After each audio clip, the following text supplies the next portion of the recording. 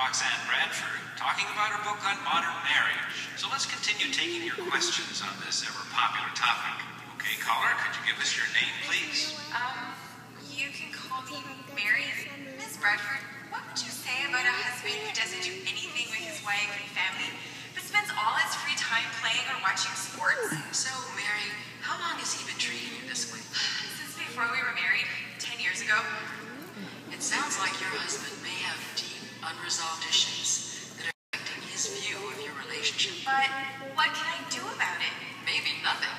But you don't have to keep putting up with him forever either. So, what are you saying? I'm saying that you can leave him. Or tell him he has to leave. Tell him it's over. Liz, honey, were you listening to this? Uh-oh. Did I leave that on the floor? I'm sorry. That's okay. We've been married long enough for me to get used to it, right? I'll put it with the laundry. But we need to get going.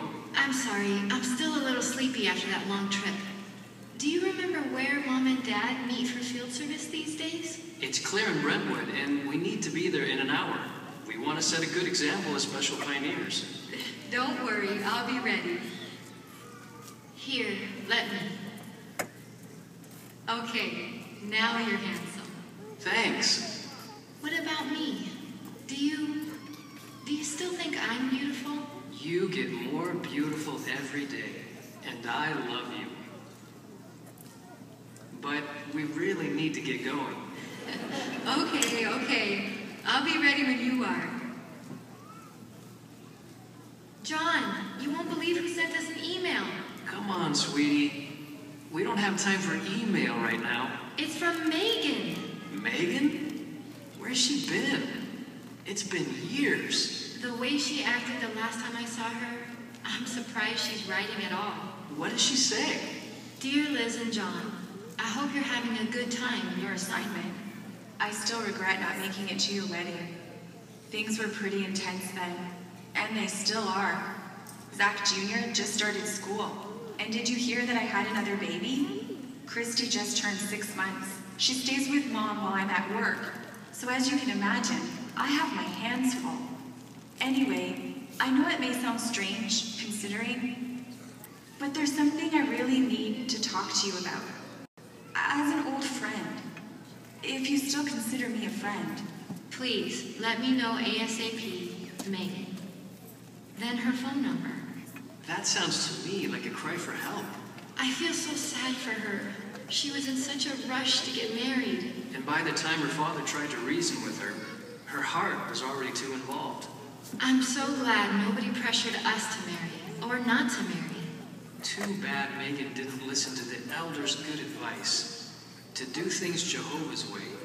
John, I want to go into town and see Megan after lunch. I can check up on Brother and Sister Fields while I'm over there too. Good idea. I can go on that Bible study with your dad, and then meet you back here for dinner. I'll call Megan and see if we can meet up somewhere. John, I'm afraid of what else I might find out. She didn't even mention Zach. What could she possibly want?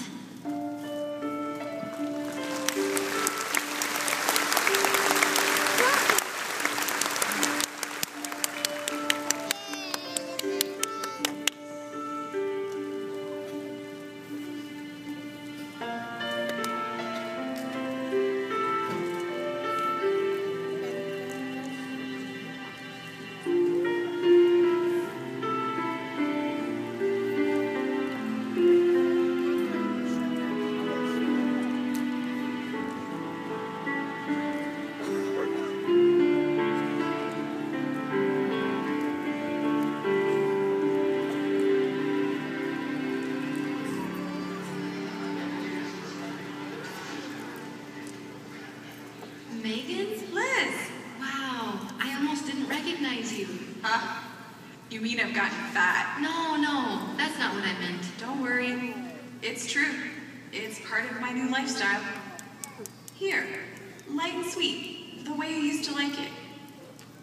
Please, sit down. It's still my favorite. Thanks. So how are you? How are things with you and John? Fine. We're really enjoying our assignment. Sounds like you got your perfect little marriage, Liz. can't say our marriage is perfect, Megan.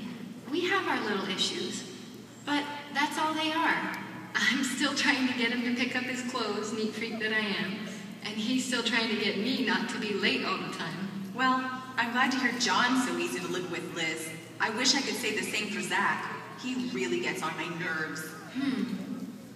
John does little things that get on my nerves too. But when that happens, I say a prayer and try to apply 1 Corinthians 13.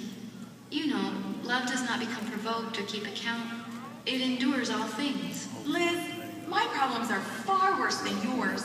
Zach hasn't been to a meeting in months. He's become the most selfish man I know. When he's not working overtime or on the computer, he's either off playing some game with Rod or slouched on the sofa watching one on TV. And when I remind him that I'm still part of his life, he gets all defensive. We live separate lives. I have mine, and he has his. Basically, his second childhood. Can't you spend some time together each day just to talk? Just to talk? Ha! That's a good one. Is this a conversation? What's for dinner? Did you pick up the mail? By the way, this weekend Rod and I are going fishing, bowling, sailing, hunting. You name it! Megan, He's only interested in his business and sports. I never know when or even if he's going to be home for dinner. I used to leave the food on the